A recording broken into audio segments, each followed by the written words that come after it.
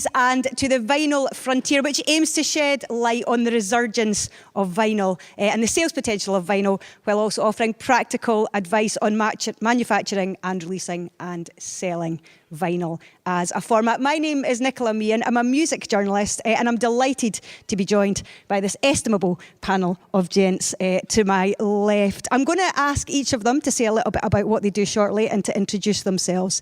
Then we're going to have a chat about the kind of context of the vinyl resurgence and what it means for sales and for labels, for bands, for record shops. And then we're going to talk through the kind of practical process of manufacturing, releasing and selling vinyl. So we'll do that for maybe about 40 minutes, 45 minutes, after which, if you've got any questions, I'm sure the panel would love to hear from you. But to kick things off, I'm going to start by asking each of you gentlemen here to introduce yourselves and to tell us a little bit about what you do in the context of the vinyl frontier, starting with Darren here to my far left. Hi, my name's Darren Yeats. I own Vox Box Records, a small vinyl-only music shop down St Stephen Street, Stockbridge. We opened 6 years ago and have seen that with the vinyl revival, that new vinyl's become a massive new part of our business. We've gone from being all second-hand to 50-50. We're selling an awful lot of new records these days. Hi, I'm Del Soares. I'm a label manager at Proper Distribution in London. I set up releases for labels, and I've noticed more and more releases coming out in vinyl, especially in the past year. Hi, my name's Richardson. I run this record label, Hobbes Music. I started about 4 or 5 years ago, primarily because I'm passionate about music and I've been involved in the local music scene as a DJ and a promoter for about 15, 20 years now. I'm Macdonald from KFM Records, and we have been going, 17, 18 years now, and we do a broad spectrum of music from blues to hip-hop and everything in between. And we've always released vinyl, and we still do, mainly because we love it, but we definitely shift a few more these days. Just as well, so please give a very warm welcome to Darren, Del, Andrew and Scott.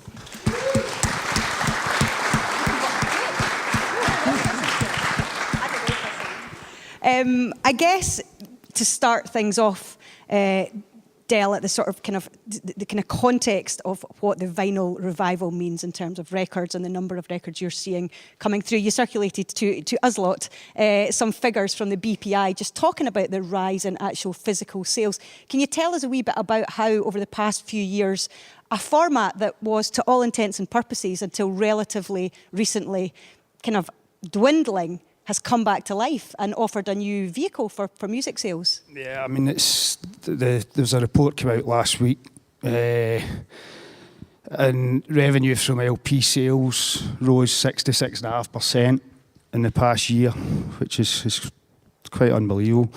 Vinyl LP now accounts for 15% of physical album turnover, and 4.5% of total label turnover.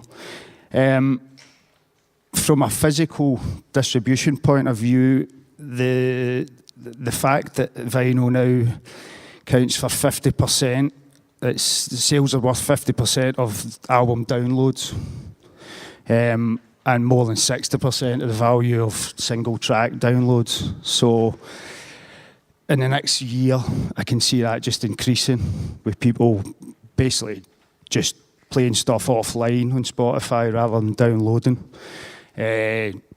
Discovering music on Spotify, and then if they really want decent sound, buying it on vinyl, hopefully. I mean, in terms of representing a lot of different labels and artists, do you see a lot more people manufacturing vinyl in the first place than maybe they were, say, 5 or 10 years ago? Yeah, I mean, I'll bore you with a few stats. Never boring. From the way I spoke to the warehouse guys and the sales guys. So We've currently got 443,016 units of vinyl in the warehouse. So that's nearly 500,000 units of vinyl in the warehouse, which is quite staggering. Over 12,126 different product lines. So, I mean, that's over the past 2 years, that's increased. So that's something that's really risen in the last couple of years. Massively. We're moving to a new warehouse in August. there's going to be 500% increase in floor capacity. I mean, that's obviously CD sales are still good, but that's to help with the vinyl so the resurgence actual as well. physical growth of it is actually impacting on the space you need to store the records in the first place. That's pretty. That's quite something. I talked to the sales guys as well. We've got, in the past year, we've opened 60 new accounts in the UK, and that's just vinyl. Right. Vinyl. A lot of them are kind of diversifying into various different things. There's a shop down in Southsea that sells, it's called Pie and Vinyl. It sells gourmet pies, but you can buy a record at the same time. So it's these shops that are kind of coming up with quirky ideas, really, to help their sales, you know. Yeah, exactly. Imagination as well. Scott, as you mentioned, you've been going for 17, 18 years, teenage years now. So I'm imagining, thinking back on that period, that you've seen vinyl dwindle to some extent, and then has it come back to it? How's that impacted on you as a label in terms of the amount of vinyl you make and sell? Well, I mean, when we started up, it was pretty much vinyl. For me, it was kind of, you made a bit of vinyl and John Peel played it, and that was why you had a record label. Done deal. We've done it. And that's kind of why we did it. But then that literally went to nothing, and the digital thing, people would buy downloads, now they don't buy downloads. And then, I suppose it's a new generation, vinyl comes back, and vinyl is, putting on a record is, it's a ceremony. It's not like just selecting a thing. It's another universe. And then they've also got that thing of people, when they love a band, they want to support the band. So having the artifact, the designed artwork and everything is important. It's all part of human nature, I think. And so there's a lot of different factors at play. But so we don't, CDs, we just literally don't do CDs anymore because I can hardly give them away. But, people want the music, and, Spotify and YouTube and that in particular get stronger and stronger almost monthly. And we kind of do realistically maybe 300 to 500 on a piece of vinyl. And that's kind of where we're at the minute. But that's still shifting a lot of physical copies in a day and age where just everything's readily available online. And the thing is, the margin's good. On a piece of vinyl, you can actually make a bit of money, whereas I can, I had a tune that was used on a Volcom skateboard advert, and it got a million hits on YouTube, and it was £100. Bloody hell. And I was like, well, we're not retiring on that. Not quite yet. But that tells you. 30 million, you can maybe get yourself a nice meal or something like that. Exactly. That's about as well. So that's where we're at with the digital world. So there is actually absolutely a cost impetus in managing to find a balance whereby you're selling what you're only manufacturing, and we'll speak about the number to break even and things like that in a bit. But from a sort of younger label point of view, Andrew, was vinyl always, I mean, you're a DJ as well, and obviously I appreciate it. We're music lovers and it's something you want, but from a practical label, from a new label perspective, is vinyl always something you want to be putting out for your artists? Absolutely. I mean, I think it's always been a labour of love for me, maybe a little bit more than perhaps for Scott, because he had that early period at the early noughts when things were still pretty healthy. I was involved with another record label about 10 years ago, just before the crash, shall we say, 2007, actually working with Pinnacle, where Dell used to work, and we had a hit record with a guy called Clean George IV, who's still performing actually for his first single, and I don't think we sold, more than a few hundred sevens, and that was a hit on Radio 1. It was on an end-of-year top 10 on the equivalent radio show run by Colin, someone or other, who was like John Peel at that time. Colin Murray, exactly. I started my label 2013 in the middle of what you could call the slump, I suppose, just out of a passion really for putting out, because I love records, as you say, and it was just about, this is what I play, this is what I want to put out. Although I had been using digital for about 4 or 5 years by that point already, because promos all went very digital as well, and you stopped getting records sent to you. So, and obviously I was still buying records because I'm a collector. And it's just a question of what would I want to hold and what would I want to own if I was consuming this music for the first time. I wouldn't, I might go online and download something for free, but I would still want to have something. It's just an innate sort of... I'm sure also perhaps from an artist perspective, in terms of the artists that you work with on your labels, both Scott and Andrew, is it important to them to have that artifact, to have the physical format, and is their chosen format? In my experience, it intensely, is vinyl. They want vinyl, don't almost they? That's what they want, yeah. I mean, I'm speaking with Dogs Die in Hot Cars. Oh, yeah. and they're desperate to do their first album on vinyl because it was never released on vinyl. Because they were on V2 back in the day, were they? Yeah. But it was all CD. It was all CD, okay. and they're on V2, which doesn't exist. And I think PIAS, we believe at the minute, own the mechanical on it. But and they just want to do it because they just want to have that record on vinyl. Yeah. And yeah. if it shifts a few hundred units, it'll pay for itself, and you know. I think in the independent sector, that's really a common attitude, isn't it? Like every band or musician would like to put out a record at some point, an actual record, i.e. 12-inch or 7-inch. It's almost like a legacy thing to an extent, isn't it? And it's a great thing to hold. Darren, from your perspective, Vox Box, what, in terms of sort of buying in the vinyl, getting it on the shop floor, getting it in the racks, are you offered increasing amounts of vinyl from increasingly sort of disparate sources? There's too much. It feels sometimes there's too much because everything's been reissued and repackaged. We are keen to get back catalogue titles that we can't get hold of second-hand copies of. So it's nice to have a copy of Velvet Underground and Nico, which you can't buy. Second-hand copies don't come in, and if they do come in, you'd have to put them on the shelf for £500 or more. So it's nice to be able to get an affordable record. Because we're really a classic rock shop, and we moved really into indie music because so much is coming out on vinyl.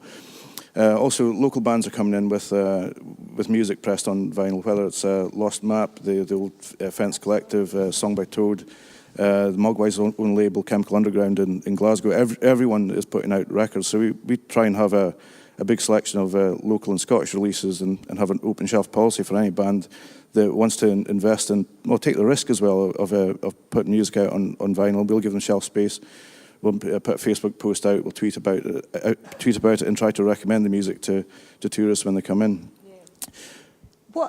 What in your experience is the kind of split? Because there's almost two markets, isn't there? There's the kind of like classic catalogue collector, and then there's the new music market. So there's labels that are putting out absolutely brand new releases or local releases, which is key. But also there are people who want those kind of classic reissues. What's the split on sort of new versus old music on vinyl? It is around 50-50. I mean, we still get the Mojo Man, the 50-year-old puncher that come in with a £50 note and be happy to look for. He's looking for first pressings of John Mayall Blues Breakers albums, but increasingly we've got young women coming in. In the old record fairs, it would be all men. It would be a complete sausage fest, as a friend of mine said.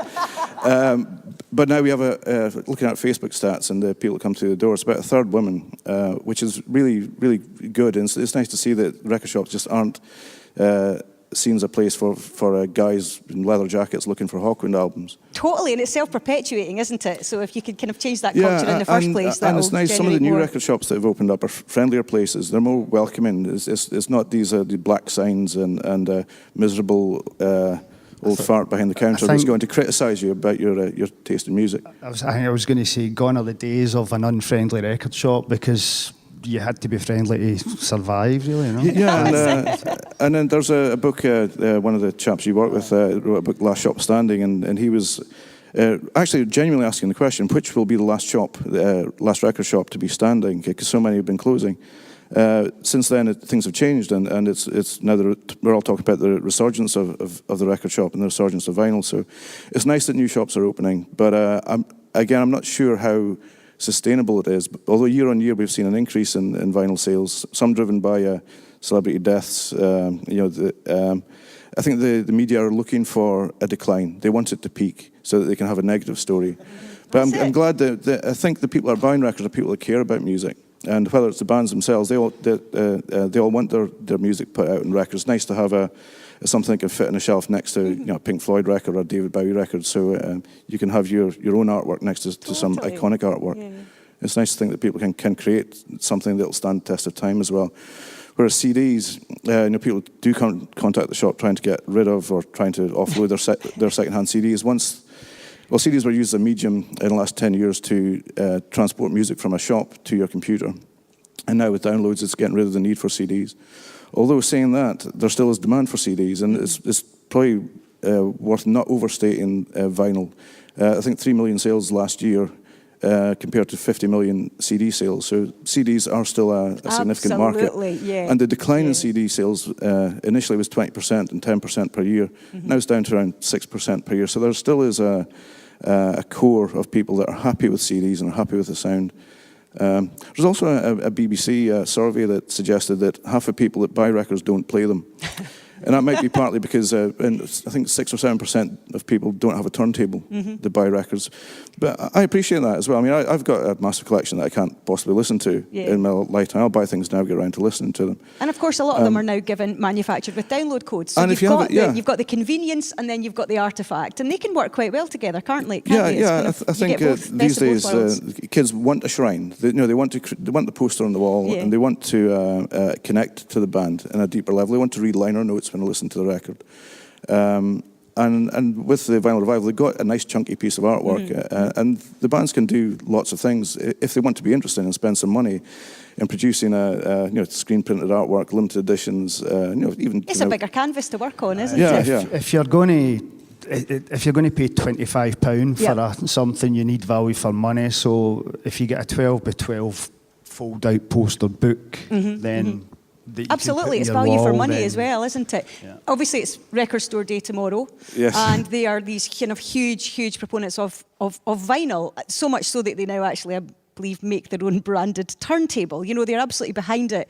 But from your kind of more overall kind of perspective, Del, how much of an impact has that whole concept, it's now in its 10th year, isn't it, had on even these conversations we're having and the perception of vinyl, because that has a knock-on effect to actual sales, doesn't it, as having this comeback?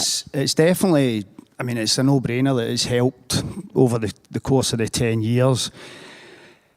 This year, and even last year, there's it's quite controversial maybe, but there's stuff for Record Store Day that shouldn't be out on Record Store Day. Because it's... But the thing, the album's getting released every week in vinyl now, and that wasn't the case a few years ago. But if it's going to come out in Record Store Day and it's going to be collectible, it needs to be really special. I'm sure you agree with that. Yeah, absolutely. There are, they say, are there too many releases? And with over 500, if the average price is say £10, then for a shop to have one of everything, you have to spend £5,000, and that's the difficulty with Record Store Day. The good point, though, is that I opened accounts with 15 different distributors on the back of Record Store Day to try and access the special editions. And because of that, I get emails, my inbox is clogged up with emails from record companies trying to sell records. It means that I've become aware of things that are coming out, and we can try and keep on top of some of the new releases. But it is becoming near impossible, though, to have you just can't stock everything new that comes out, even all the good stuff that comes out. There's so much. Yeah, I think it's fundamentally better for the record shop. I mean, obviously it's Record Store Day, but also the second-hand, primarily the second-hand, and maybe the collectors type record shops than maybe some of the ones that are focused just on new catalogue. And I suppose there aren't really that many record shops that can afford to just focus on new catalogue anymore. But I think really one of the main problems with Record Store Day is the fact that the majors have come into the market identifying this situation and started clogging up the channels, certainly the pressing plants. Sorry, you're totally spot on with that. I mean, last year, there was I think it was last year, Bruce Springsteen catalogue, just 180 gram Bruce Springsteen catalogue. That can get released anytime, and it's still going to sell. Meanwhile, the smaller labels, you guys are putting out vinyl anyway, and you cannot get on that production line because the majors completely book or knock off. Yeah, don't try and make a record within 3 months of Record Store Day, that's for sure. Really? So this is actually when literally, get onto the 3 months. Yeah. But I would counter that and say that any label putting out a record should have 3 months of planning, at least 3 months before releasing a record anyhow. So I think there are some labels that have been caught out and missed release dates. But once it's happened, I think once you know, and everyone does know, that before Christmas and before Record Store Day, you shouldn't be giving it 6 weeks for a turnaround time. You need to be giving it 6 months. You need to get a job in distribution. That sounds great. Wide days, interviews everywhere. And that's assuming that people that run record labels are not, idiots, obviously. Well, I was definitely caught out when I started. My first 2 releases that were supposed to come a month apart were both around Easter time. Oh, God. Both of them were delayed by about 2 months. The second one didn't come out until early summer. It was crazy. Let's, in that case, move on to this kind of practical, seamlessly, into the more practical elements. And because obviously that is now kind of like a relatively new factor that has to be taken into the equation in terms of putting out a record at a certain time of year. So let's go back to the very beginning. Let's say I'll take you, Del. Okay, so let's say I have a wonderful album which I've created, which definitely I don't, that I give to you on a disc or on a file or whatever, and I want to make a record, a 7-inch or an LP out of it. Can you talk us, I guess, briefly through what that process is we'll take Record Store Day out of the equation and look at the kind of average timeline I'd be looking at for something like that. You've got your basic assets, so you've got your artwork, you've got your master, you need to get the most important thing is to get a barcode. Barcodes, God, that's right. Because people release things without barcodes, but it's so important to have a barcode. It's a bit boring, but it is. I'd completely forgotten that. So before I moved back up here, I ran a happy hardcore label, and then I worked for Mute Records. And quite often, so we'd have quite big releases, maybe a Nick Cave album or a Moby album or something, and you'd have to really hang about waiting for the barcode, which then would magically appear from the art department. I don't know how that works, but you utterly can't go ahead without it, can you? Well, you do. It's just a lot of people buy via barcode these days. I mean, it's just the way. It's a unique product code, so it's not so important for a super limited release though, because the shops can these days create their own barcode. That's true. Yeah, even the big indie shops like Rough Trade, they'll take a record without a barcode, but to have any chance of being sold in HMV, you need a distributor and a barcode. Yeah. Mm-hmm. Yeah. So, and how would you get a barcode? Let's say I've got my artwork. I'm thinking of someone who's just running a label out of their bedroom. You can find them on, there's companies online that will give you a barcode, and then there's a bit of software that will turn it into what actually appears in the back of the LP. Most of the companies that produce records will actually offer a service to create a barcode. It won't be your name that turns up on the shop's reader. It'll be DMS and a code or something like that. So DMS being Disc Manufacturing Service, which is one of the manufacturers. But Darren said timelines is the most important thing as well. I mean, once you've got your assets, get them over to a broker or a manufacturer and get some timelines in place. One of the things that happens with me quite a lot is I set up a release for a certain release date. They've not spoken to the manufacturer properly enough to get a timeline. This release date comes and it's not ready. So I mean, finding out the timeline for the manufacturer is probably one of the most important things as well, and then set a release date. If you've got press running, it's all got to tie in. And if the press is running and the record's not ready, it's been a bit of a waste of time. I never set a release date until I have a physical copy in my hand. Very wise. Very wise. I've learned that the hard way a few times. But it is that. I mean, obviously, I get sent a lot of records to review or, for band interviews or whatever as a journalist. And it's not completely unknown that I'll have, a newspaper article running or ready to run, or perhaps even something to do with the radio and whatever, and then it's like, oh, actually, the release date's been put back by X because it's not ready. And that's a really tricky thing to then kind of juggle, because it's kind of, if half the promo's been done or the goodwill's there. So it is that thing, you're right, maybe of actually knowing for absolutely certain that it's safe and it's there. In terms of, you mentioned, find a broker, find a manufacturer. Maybe Scott and Andrew, could you speak a bit about how you would choose that as a label and on behalf of a certain artist? Well, Scott's got more experience of this, no doubt. So I will literally, there's so many brokers now. I mean, most vinyl is still produced in Czech Republic by GZ, but you can't, in the old days, you could deal with them directly. You could literally phone the guy in the van who was driving from the Czech Republic, and you could speak to him and go, where are you? You go, France, okay. It was literally like that. But now it's all through brokers, and there's many of them, and if you Googled them, you'd find lots and lots of them. And I will just phone around and I'll try and get the best price. Okay. And it changes all the time. Who can give you the best price? And, according to Brexit, everything's gone up about 15% because of Brexit in the last kind of year of that. So even that theoretical element has already impacted on you as a label. Greatly, it is more expensive. So, and then, but these guys, a good broker will help you through the whole process, from barcodes to artwork to everything. So if you really know absolutely nothing, they will help you through. So it's not as difficult as it could be. I But think they some also- of the companies are more helpful than others. From the shop, we started a wee label, and we've had 4 vinyl releases now, and we've used 2 different companies, and both been very good. One's DMS, and the other one's Breed Media. We've heard bad stories about other companies that weren't so good, and that's coming from other labels. So we've just stuck with these 2 because they provide a good service and came in on time.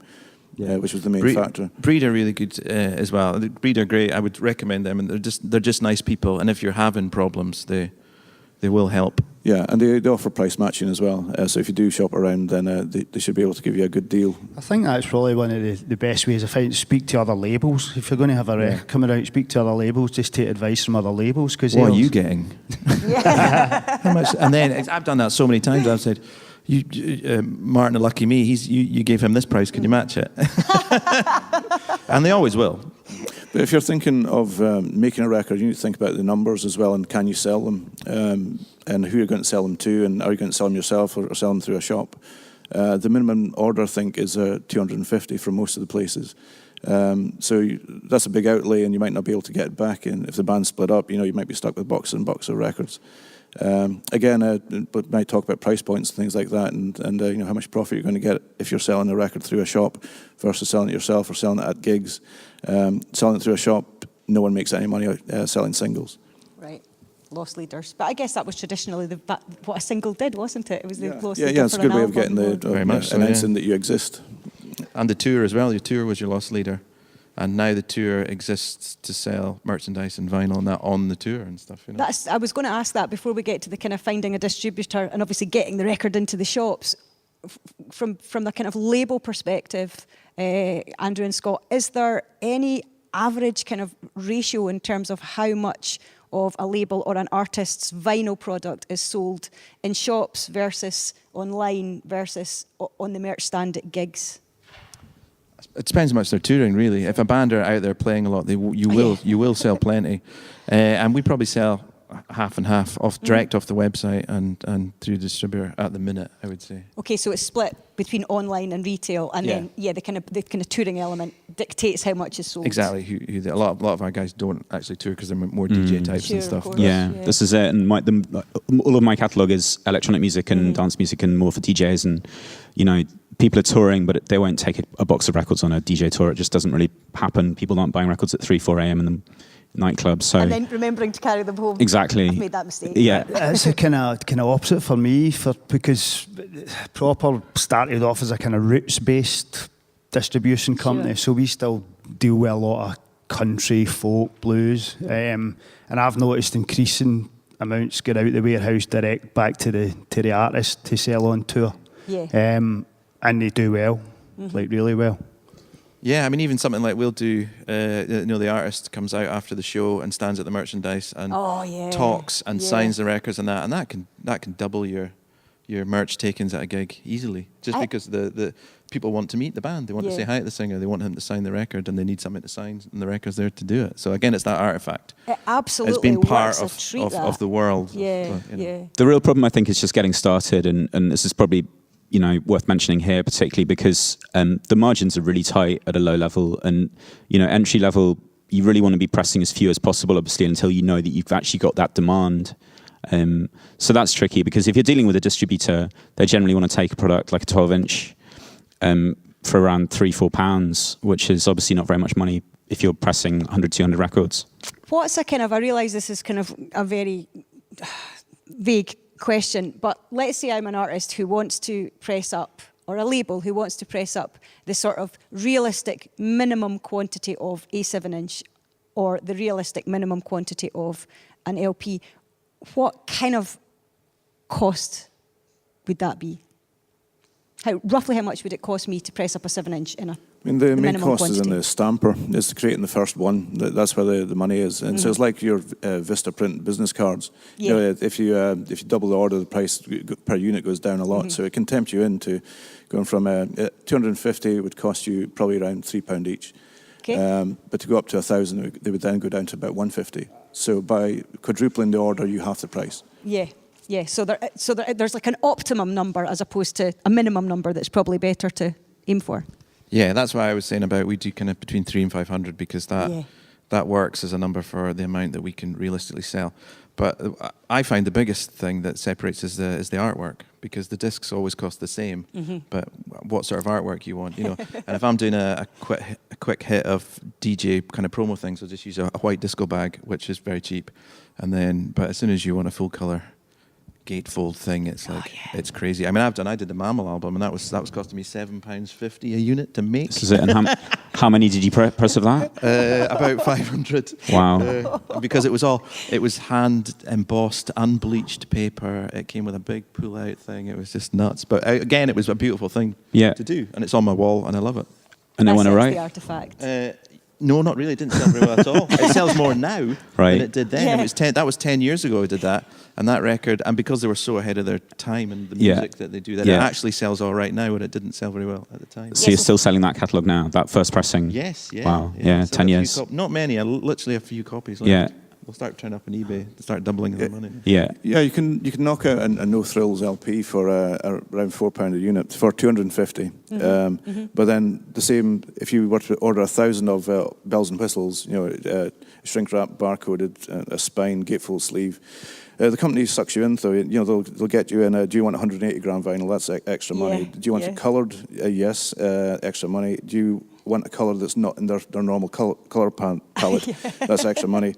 You have to pay someone to insert a download card. You have to pay someone to put the records into the sleeves. You have to pay someone to stick the barcode on. And you can do that yourself, of course. You can do that yourself. But labour intensive. There are ways to save money by not going for shrink wrapping and saying that I'll do these things myself. I mean, if you have a band that are that aren't employed in any other job, then you could give them that job. That's right. Rather than spend 80 quid on shrink wrapping a bunch of records. Or I used to tour a lot with Mogwai in the old days, and they would press up white label everything, so it was very cheap. And they would just sit with potatoes cutting out Mogwai and spray cans and cheap and cheerful. It works. Yeah, and everyone unique. Everyone unique. Everyone a piece of artwork by the band, sort of. This is basically a white label, which I've done a screen print on.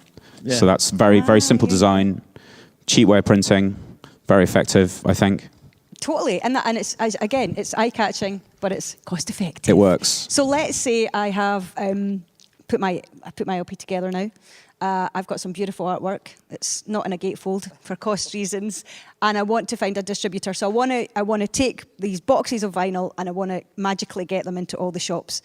That's when I have to find a distributor, right? So how would I go about that, Del? Would I approach different distribution companies? Yeah, I mean, there's a few around, you know. So just shop around. Shop around but again, make sure that if you're going to, in that initial email or an initial call, send as much information as you can with like sound links, and if you've got a Facebook presence, send that over. Just as much information as you can regards the release to make it worthwhile for the distribution company.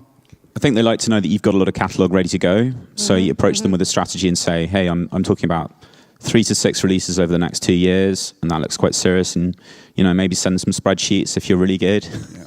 Because that's right. I mean, it's not a given that just because you phone up the distribution, I just phone you up and go, hey, Del, I've got a record here. You got to look professional. That ain't guaranteed by any stretch, is it? You've got your own criteria in terms of why you would buy it in. Yeah, I mean, as much information as you can, as you say, if the next 2 years, a release schedule. Yeah. For the next 2 years. Look keen, look serious, look professional. Yeah. Lie through your teeth. Distributors, I think, have to protect themselves from returns. So they like you to have 2 releases in the pipeline, so that if once the first one sells and the second one's out, if the first one it gets returned in big numbers, then they've got something to claw back their money. Yeah. But they can claw back the money from the second release from the artist. Yeah.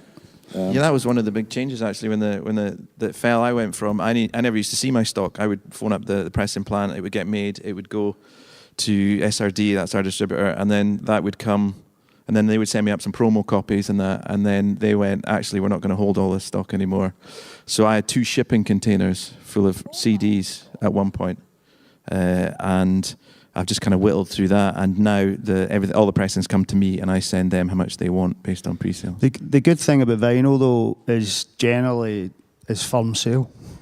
Yeah. Because we can't, vinyl's it's easily damaged, so we generally it's firm sale. So because we can't have vinyl coming Yeah, back. it's not sale or return. Exactly. Yeah, if you have a box of you're records, buying it. Yeah. That is a two-edged sword, of course, for the shops and for the label, trying to pitch it. Yeah, if you were to drop a box of 50 LPs the wrong way, then you can end up splitting 50 covers and ruining your product. Yeah, yeah. But if anyone wanted to talk to, well, if you want to find out a distributor that would be appropriate for your record, speak to a record shop, because we deal with 15 different distributors from time to time.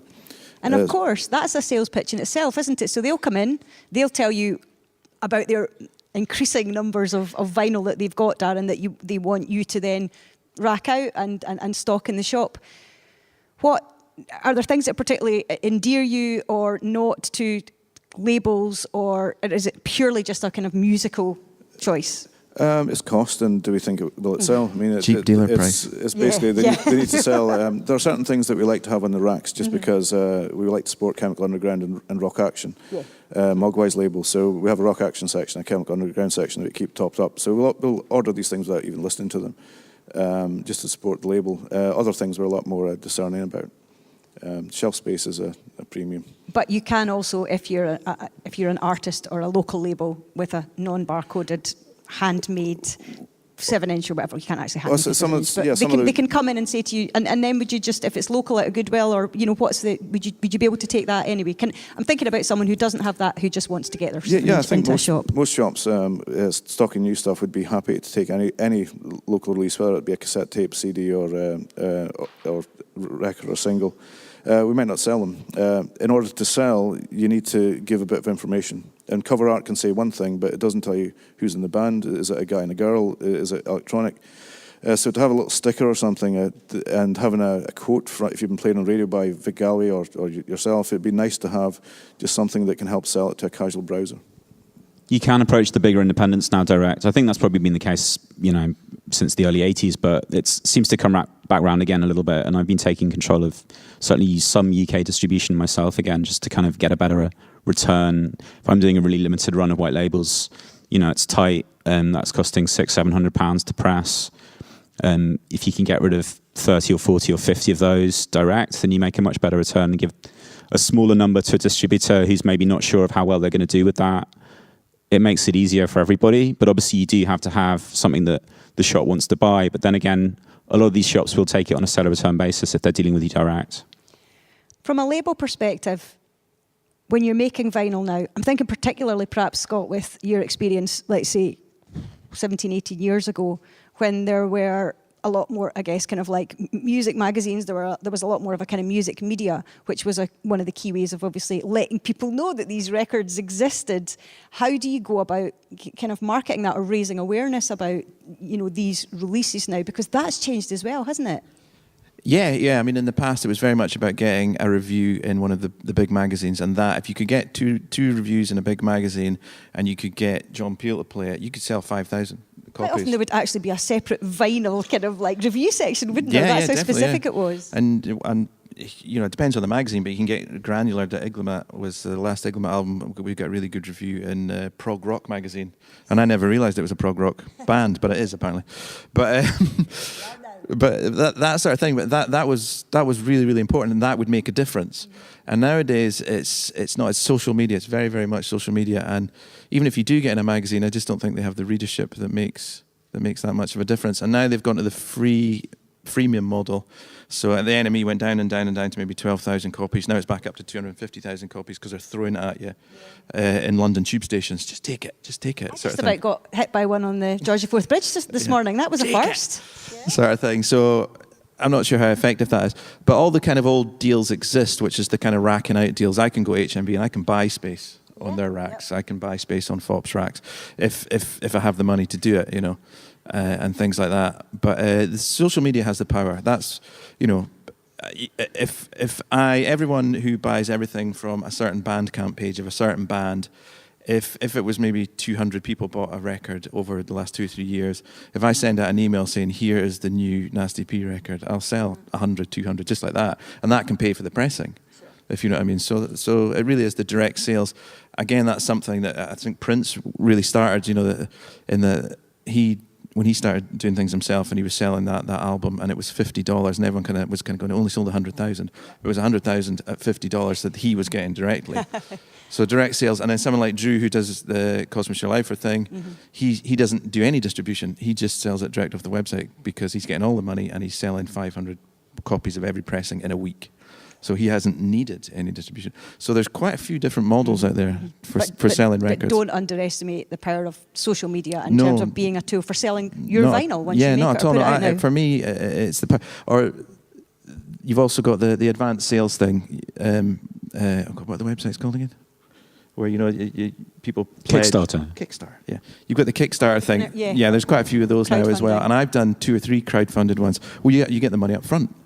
And that's great because you sort of release it. There's a zero stress release. So I've never experienced that before. if you have an existing fan base, of course, that's a way to cultivate. So, and for a small startup band or a small startup label, I think that's quite an important tool as well. I think I would definitely advocate Kickstarter for someone that's entry level, trying to get into it with their own band or just a solo project, not working with anyone else, not with any backing. But you have to have an existing fan base there.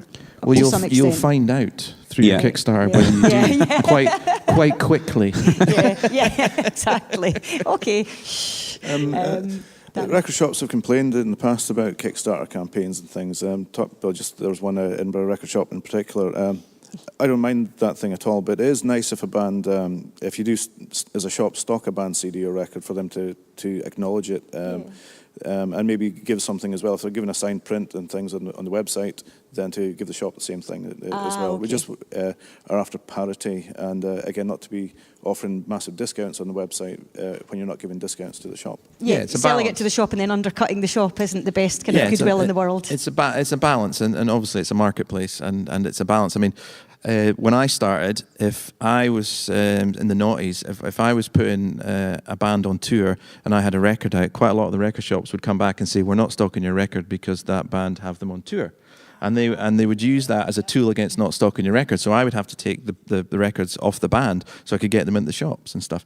Whereas that doesn't really exist anymore because everybody knows that the band won't be touring unless they're making their bread and butter from selling records at the show and stuff. I would say you've got to think, if you're looking for distribution and you want a proper distribution into all the UK shops, HMV, FOP, that's another thing that if someone's doing something Kickstarter or Pledge or something, and all those sales are going to be wiped out by direct to fan, it might not be worth the distribution company taking it on.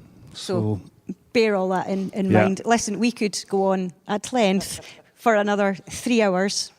Maybe just keep you here anyway. But failing that, if you have any questions, if you would like to maybe, raise your hand. Someone's going to come and chat to you with a microphone. There we go. Thank you. Hello.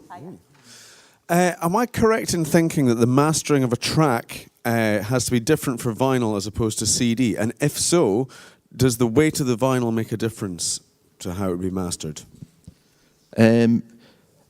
Yes, you don't have to. I mean, you can have a master, and you can just use that master, and you can press from that, and it's quite subjective. But I mean, it depends how fussy the band are. I have mastered for vinyl, and mastered for CD, and mastered for MP3, depending on how fussy the band were and what the finished product was. Sorry, what was the other question? Oh, the weight of the vinyl. Yeah, if you ask a pressing plant, they'll say no. If you know what I mean, as to sound quality, if you ask them really, does the 180, does it make it sound better? They will say no, but it is a sturdier disc, so it doesn't twist, it doesn't flex, and if it gets a bit of heat on it, you won't have. I've got another good story actually. Sorry, Windsong. Remember Windsong? They phoned me up a long time ago and said, David Jack, we want every David Jack thing you've got for the Japanese market. And I had a lot of slightly dodgy discs that had been a bit twisted. And over a process of about 2 days, I discovered I've put them in the oven for 180 for 3.5 minutes exactly. They flattened out. Really? Yeah. Genius. So, That's the opposite of that vinyl that you hang up in the library and say, yeah. you leave it in the sun. Yeah. Totally works. So I managed to get, that was 500 12 inches they were quite happy with, but they were all put in the oven to flatten them out. Really? Baked. So they were all baked, so there you go. So yeah, must. The mastering choice is down to preference, I suppose, as to whether it's a necessity to have a different master. But it does. Basically, a vinyl, you lose a bit of the high end. So when you master for vinyl, there's a bit more high end on it. usually? Yeah, I weighed my White album, the Beatles White album, and You weighed it? Yeah, to see if the discs were 180, or to see what Awesome. they weighed. And one was 140 and one was 145. So even back in the glory days of the 60s, these are sturdy pressings. You don't need 180 grams. They're safe. I think they just plucked the number out of the ether. I have a copy of Bowie Ziggy Stardust, and this is a Dynaflex from the 70s. Wow. It plays fine. It sounds great. So You have to think about your postage as well, especially if you're direct selling. 180 gram vinyl to America is painful. Yeah, that's very I think true. coloured vinyl sounds worse or degrades quicker. I forget which. It's softer because the carbon's been taken out of it. So it's softer, yeah. It's meant to be black, then clear, and then colour. There you are. Is that right? Quality. Do we have any more questions? There was another hand up over here somewhere I saw. I want to go back to Nicola's question about the cost of pressing vinyl. As obviously more vinyls are getting pressed, will the costs go down for the artist? I don't mean like if you buy like 400, it'll be cheaper per unit, but will the overall cost of pressing go down as more people are ordering? Does that make sense? I think we were talking earlier about if more pressing plants open up, then obviously there's more opportunities to get Because stuff there's more pressed. competition. Yeah, there's not really any competition at the minute. You're kind of GZ and maybe EMI or something. Yeah, Still have a there's machine. a new place opening up in Holland, in a prison, and they've managed to get some pressing plants off some machinery from Russia, I think. That's opening up in August. So I think that's the key thing. That the machinery is, they're heavy machines. The pressing stampers weigh tons, and so these parts are cast iron, and the molds for them don't exist anymore. Yeah. So a lot of the pressing plants are relying on finding basically old parts of pressing machines in old factories and things like that. So. When some of these parts wear out, there's only a few people internationally making these parts, and they're getting old. Yeah, so the facts are that at the minute it's gone up about 15% in the last year or so, and For the UK. For the UK because of the Brexit thing, and so we'll have to wait for some competition. So maybe you should start a pressing plant. We'll line up to use it. For people that want to make a smaller run than 250, there are record lathes, and there's this a lathe cut record can be done very, very cheap, relatively cheaply for a small run. They are more expensive to make actually. They're about £5 a disc or so. And they don't sound quite as good, or they sound absolutely. There's a bit more surface noise, is that right? There's a lot of surface noise. They tend not to be great, but you can get two if you need to. You can get one or two done if you need it. I've done it where a guy's going out on tour and he's a DJ and he wants to use a certain load of samples or whatever. So we've just put those on 2 discs and had 2 dub plates cut. Yeah, I remember in the States in the 50s they used to have recording booths, and I think Jack White's found one, and he recorded an album with Neil Young where he's just come in and they recorded this record, and it doesn't sound great. In fact, wax cylinder. But I'd love to see that. Edison direct to wax cylinder. Yeah. There's a new thing online now called Q rates or crates with a Q at the beginning, and you can basically make to order any number of records. And I think that probably works really well with a Kickstarter type of campaign where you've got a genuine commitment. And the other thing about it is you can actually mail direct to the fans through that website. It's a fully integrated platform. It makes it it's like a one-stop shop for a kind of vinyl solution without worrying about distribution, manufacturing, so they just deal with everything for you. Q rates, crates. There's a company in Germany, Optimal. If you use them, they've been going since the 80s. There's a brilliant Guardian article on Optimal, and it's worth checking them out as well. Well, listen, it's the time is up, I'm afraid, but we will all be hanging about, so I'm sure if these gentlemen don't mind me offering their services for giving wisdom if you've got any other questions for them afterwards or later on. But for now, thanks very much for coming along this morning, and a huge thank you again to Darren, Dale, Andy and Scott. Thank you.